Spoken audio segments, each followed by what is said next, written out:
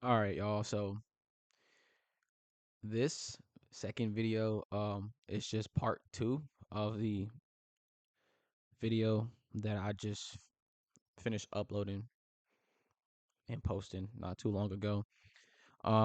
It was originally supposed to be one video, but I ain't gonna lie, once I got to talking, I ain't stopped. So the video ended up being an hour, and I was like, bro, ain't nobody watching an hour long video. So I split it in half just so, it can be a continuation and all that stuff. So this is part 2 of the video. Um, so yeah, just enjoy the video. And if you're new to the channel, um, like, subscribe, share the video with your friends and family. Hell, even your pets. I know my cat watches TV, so share with everybody you know. Um, so yeah, it's your boy Dev. Here's the start of the video. So peace. So I remember watching that game 7. The Cavs lost. I think they lost by like maybe 4 or 6 or something like that. And I was like, damn, LeBron was so close. And then the next year, um, he won MVP. Oh, non Braun, yeah, that was the most athletic LeBron ever. So he won MVP that year. He won it back to back in 2010 too. So I remember that game against Orlando in the playoffs when he hit that game winner. And I was like, bro, this dude is so tough. And I remember they lost in 6 games. And I remember at the end of the series, they were showing his stats. He almost averaged 40 in that series, bro. I said, God damn, they still lost. It's crazy. But now that I understand and study basketball, nobody knows how good that Orlando Magic team was. Like that team on paper, it didn't look like superstardom like that. But they had a lot of good role players, and the way that they played, if they would have played in today's NBA, they would have been a really great team too. Because now it's a lot of threes and layups. So in that time, like they was just putting up the threes, not nearly as much as they do now, but like for that time, they was putting up the threes and like nobody could really guard it. And then on top of that, they had Dwight Howard in the paint, and there was nobody in the paint to stop Dwight Howard. So that's just what it was. And like nobody could stop LeBron either. But the Orlando Magic team, they just had so much output and scoring, just threes and just players that could put up shots and score points. Because I think who's on the team, it was Dwight, obviously, Hedo Turkoglu, Rashard Lewis, Jameer Nelson. I think Mikael Peters on that team, Courtney Lee, Matt Barnes. And so, like, when you think about those role players, you're like, all right, shoot, shoot, shoot. Like 3-and-D players, that's all you think about. So, yeah, and like, now that I'm able to look back at that stuff and study, I'm just like, all right, I see why they lost. You know what I'm saying? But as a kid, I'm just like, bro, how did LeBron lose? 'Cause that was my favorite player. You know what I'm saying? Well, yeah, at the time he was my favorite player, and like as the years went on, and I started to like study basketball and all that stuff, it really started to like, in a way, consume my life. Because as a kid, like I said before, my three biggest dreams was to go to the league, run my own daycare, and be a doctor. So I wanted to go to the NBA so bad, and I just kept playing basketball every day, every night, playing basketball video games, learning stuff from video games, learning stuff from watching basketball, and just at my age, I was more advanced on a skillful level than most when it came to playing basketball. So I was just like, all right, 11, 12 years old, I was like, bro, I can for sure do this. But after my 8th grade year was over, I went to a basketball camp. I went crazy there. And one of the coaches wanted me to come to this one high school, but I was set to go to another high school, and that's just what it was. And then ninth grade came, and shit, reality set in on the low, but I couldn't fathom it yet. You know what I'm saying? Because I'm just like, all right, whatever. Um, I played basketball all 4 years in high school too, so it's kind of like that's kind of I was just like, all right, I can get it in, but you know, the reality started to set in because it's just like people didn't hit their growth spurt yet during that time, at least in my ninth grade year. So it was like we were still fairly little, but like you know, we teenagers, we growing because we eating and we sleeping and all that stuff. So like, I was still shorter than everybody. I still am to this day. I ain't gonna lie to you. But, I'm just like, all right, whatever. I mean, I'm still out here cooking these dudes. Like, none of them can really guard me. None of them can really fuck me, all that stuff. So I was like, all right, cool. So then 10th grade came, and I feel like that's when everything really was just like, all right, bro, you gonna have to look at another path. And it didn't like I said, it didn't fully. It was like piece by piece. You know what I'm saying? Because I'll never forget in 10th grade, like my best friend, bro, he had hit the craziest growth spurt. Cause I remember ninth grade, he was like 5. He was like 5'6", 5'7". Came back 10th grade, this man was already 6 foot, and I'm just like, yo, Josh, what was you doing over the summer, bro? He was like, bro, I was eating and lifting weights. I'm playing football.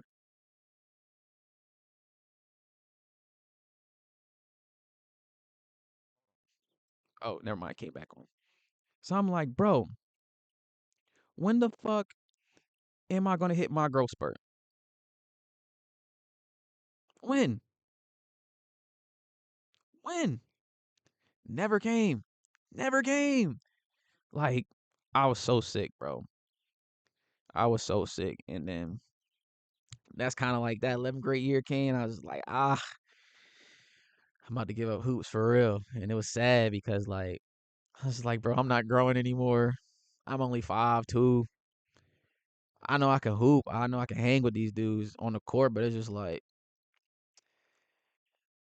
I gotta have more skill than what I already have. And like I'm not gonna say I capped out on skill, but like at that set point in my life, it's just like, bro, I literally don't know how much more I could do from a skill perspective. And it's just like I don't know, bro. Like I'm about to start focusing on school. And 10th grade, like I said, it was low key a turning point for me because I'll never forget one going to the school on the south side of town where I lived at. It's two major high schools in the city. So one's on the south side, one's on the north side of the city. And I was going to the one on the south side in the city. And one day after my team had lost a really like we lost a really bad game, like we got smoked, I think. And then the varsity coach came down to coach us, and one of my teammates accidentally hit him in the head with the basketball. And he was like, "All right, everybody in the line." So he started making us run wind sprints. And he was like, "All right, first three people to get out the sprint." And me, I was either the fastest dude on the team or one of the fastest dudes on the team. So like we running the sprints, and I'm just like, yo, I know I'm in first, second, or third every time we run these sprints, bro. And he would just like not let me sit down. So I'm just like, bro, what the fuck? So now I'm sprinting, sprinting, sprinting, and I'm getting gas, and I'm with the last like two people, and it's one of the dudes I played basketball with growing up anyway, and he was like really slow. And then it was another dude. It was the big man on our team, and I grew up playing basketball with him too. So like, it was just them two and me left. And then once they finished their sprints, whatever, the varsity coach was like, Devin, if you're not gonna give effort, I was just like, all right, I'll go home. I think my mic cutting out, but I was like, all right, I'll go home. So I walked on the sideline and I had on the LeBron 11s. You know what I'm saying? I start unlacing them shits, and then I was just like, yeah, I'm about to walk home. I don't even know I'm gonna start walking. And then as soon as I get ready to walk out the gym, my coach was like, Devin, bro, just reel it back in. So he reeled me back in, and that was just it. But you know, also around that time, I started to watch a lot more basketball too. So I was just kind of like, all right, I'm gonna try to find a way to figure this out. And that's when I started to grow like more of my basketball attention to like guards, because I'm like, bro, I can't play like LeBron. Like I'm not 6'9", 260 running down the paint, slamming on niggas, motherfucking no look passing, and shit like that, shooting threes from God knows where. Because LeBron low key got limited on Hall of Fame if you watch him enough. You know what I'm saying? But I'm like, bro, I can't play like LeBron. So I started paying attention to small guards. And, even after LeBron went to Miami, my favorite basketball team was still the Cavs. It's, like I said, they still my favorite team to this day. Shout out Donovan Mitchell, bro. You got to hoop tonight. But, my favorite team was the Cavs. LeBron left to go to Miami. And I wasn't mad at him because, like, I understand from a personal, that's a grown man decision. And I'm like, bro, if your team is ass and yo GM not putting the pieces around you, bro, get the fuck out of there. I don't care what nobody say. Get the fuck out of there, or find a way to get some people to come with you. But it's Cleveland. No offense to Cleveland, that's my favorite team. But ain't nobody really coming to Cleveland unless it's like a trade or something. Like signing a free agency, nobody's coming to Cleveland because it's a small market team. So LeBron went to Miami with D Wade and Bosh. You know what I'm saying? I wasn't mad. I was like, hey, I'm about to copy a LeBron Heat jersey, and I still got it to this day, and I think I can still fit it because when my mom bought it for me, it was really big. so, um, so yeah, Cavs fan.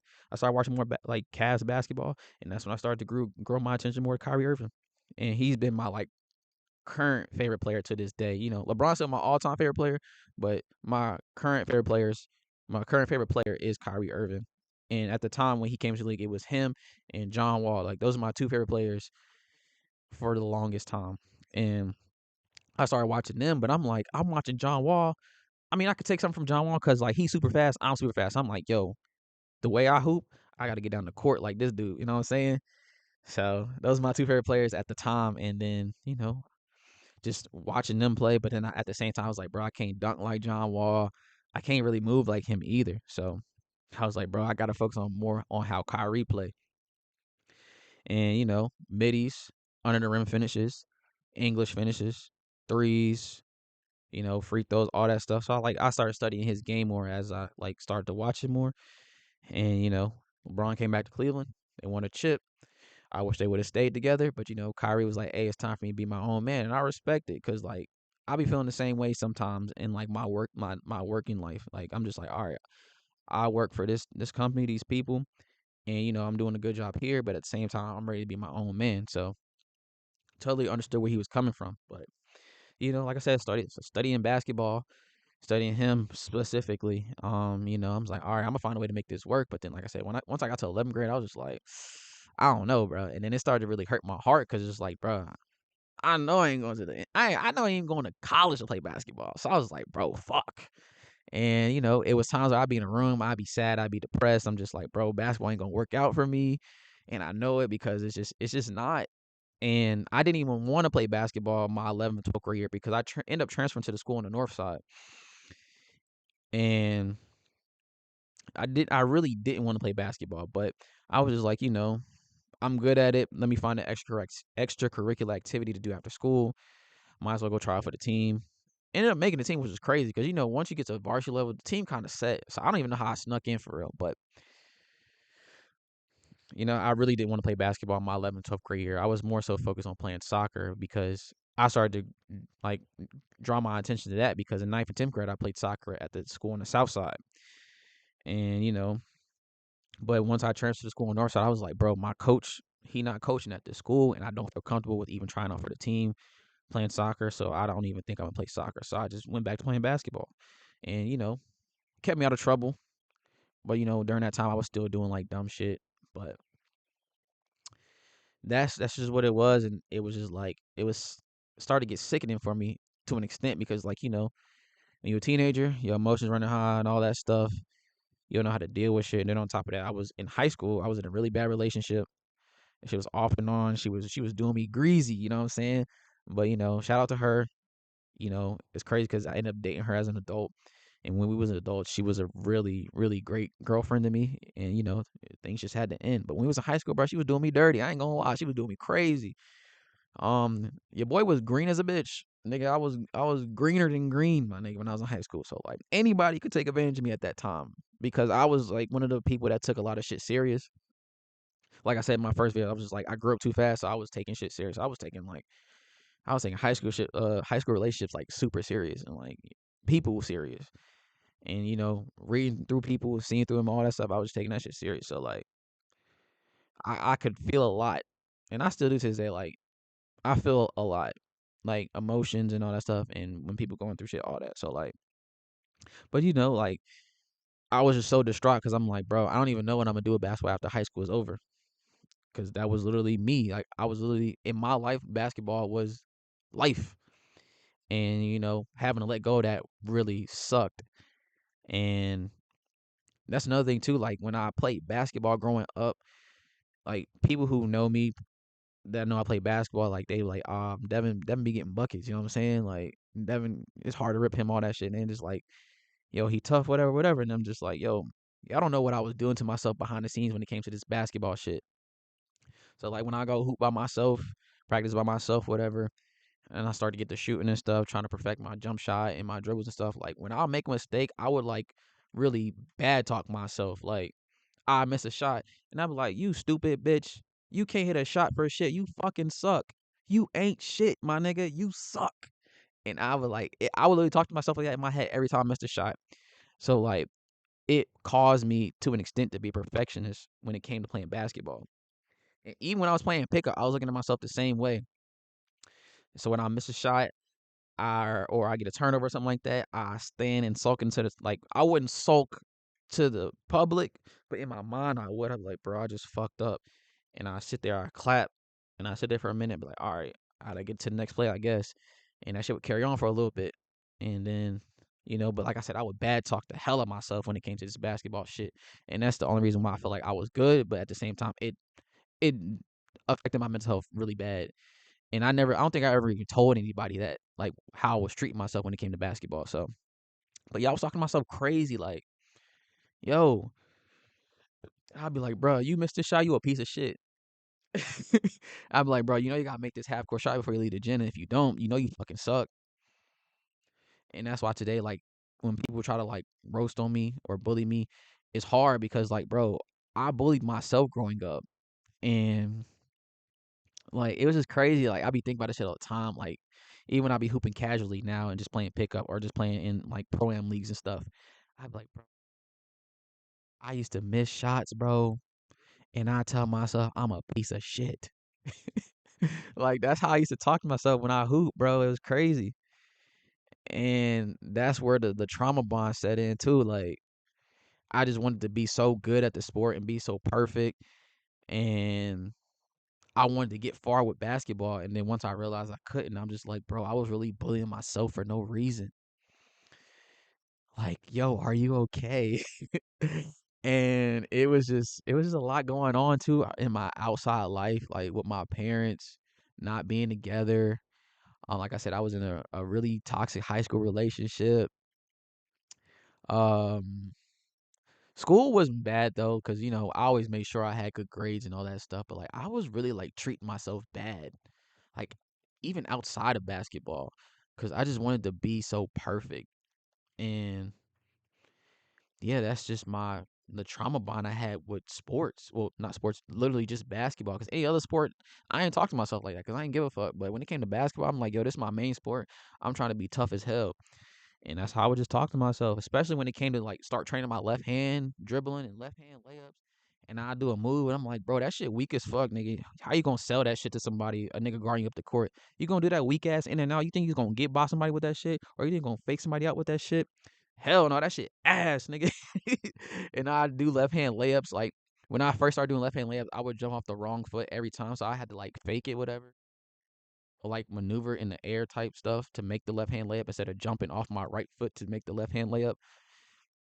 Because you go with the right hand, you jump off the left foot, the right hand layup. It's like you running. And that's how I figured out because like everything's footwork when it comes to basketball. But like I would jump off my left foot with a left hand layup like for a while, like for a couple months. I'm like, bro, you ain't shit. Like, bro, you go to the rack like that, somebody gonna send your shit. And what you gonna do? Coach gonna take you out the game. I know you're not gonna cry, but I know you're gonna be mad for at least like 10 minutes that you just got your shit sent like that because you did a weak ass layup. And like dog, like that's how like it's crazy. That's how I used to talk to myself when it came to playing basketball. Like, and I couldn't understand it at the time because I'm just like, yo, I want to be so great at the sport. Like even when it came to free throws, I go through a routine, shoot the free throw, make a couple. I'm like, all right, you straight. And then I miss one free throw. I'll be like, this is a free throw, my nigga. Come on, it's a free shot. You missing this? You fucking suck. You're fucking trash. Like that's how I would talk to myself when it came to playing basketball, and it was insane. Like now I'm looking back, I'm like, bro, why was you talking to yourself like that? And I never understood it until like once I started going to therapy and started unpacking stuff, and even outside of therapy, just understanding myself and getting to know myself better. So like I said, I was just bullying myself. I just wanted to be perfect. I wanted to make every shot.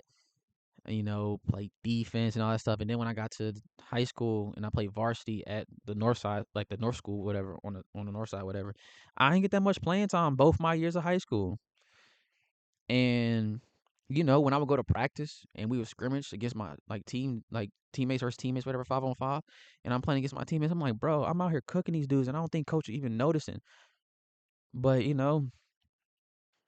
that's just how, and it would piss me off. So like, cause when I go home, I'm like, bro, I cooked today in practice. I know I'm getting in the game, the next game come, I barely get in, or I wouldn't even get in at all. And I'm just like, yo, I'm about to give this shit up for real. Like, fuck basketball, and that's what it got to at a point, especially my senior year.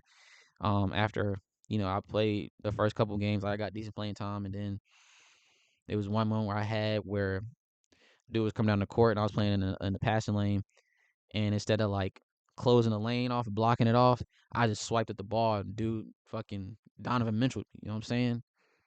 Floater. It was a lucky ass, like the way it was so ugly too. It was just like hit an ugly ass floater off the fucking backboard. I was just like, what the fuck?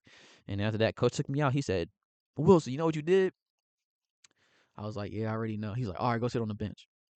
And get back in the game after that. I think it was like the fourth quarter anyway. So like, cause I played throughout that whole game, like parts of the whole game, whatever. And I didn't play after that game. And after that, the next practice, I got hurt. We was running wind sprints, and I had on some fucking foams, and I stubbed my toe so hard that I had a sprained toe, and I couldn't even walk normal for like 2 weeks. So when I came back, to play on the team, it was no minutes for me. So I was just like, well, basketball's over, I guess. And then we had the senior night game, whatever. I played it a lot at senior night. I got a couple buckets, whatever. And that's just what it was. And after that, I was like, yo, this basketball shit is dead, bro. And then the only reason why I started getting more playing time towards the end of the season and then on into the playoffs, because nigga, half my team got suspended, so coach had no choice but to play me. I think we ended up going to states my senior year too. So I mean, I guess it was good, but for me, just my experience, I was just like, bro, I'm about to hang this basketball shit up. This ain't worth it. It's not fun anymore. Like I just lost the enjoyment of the game because it started to feel like a job. You know what I'm saying? So it just started to suck. Like from a mental and a emotional perspective, it really started to suck for me. And that's just what it was when it came to basketball. I was just like, bro, this shit not even fun anymore. Like I literally took a break from playing basketball for a long time. Well, not a long time, for a while, and then I play AAU, and that's kind of like when I started to kind of find my joy for it again because like I was actually playing. Like my coach, my AAU coach, really valued my skill set when it came to playing basketball. So with him, it wasn't I was forced to play hard, but like it since he put playing like at least two of my best at the time. So you know we went to a lot of tournaments. We won a lot of tournaments. Damn, my thing might cut out again. But anyways, went to a lot of tournaments. We won a lot of tournaments my 11th and 12th grade years.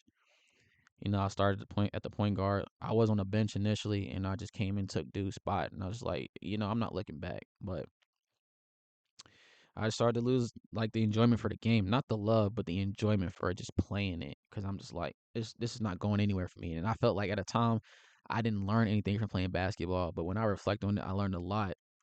Like basketball taught me a lot about life, just being patient, having some discipline, um, just working hard, how to pay attention.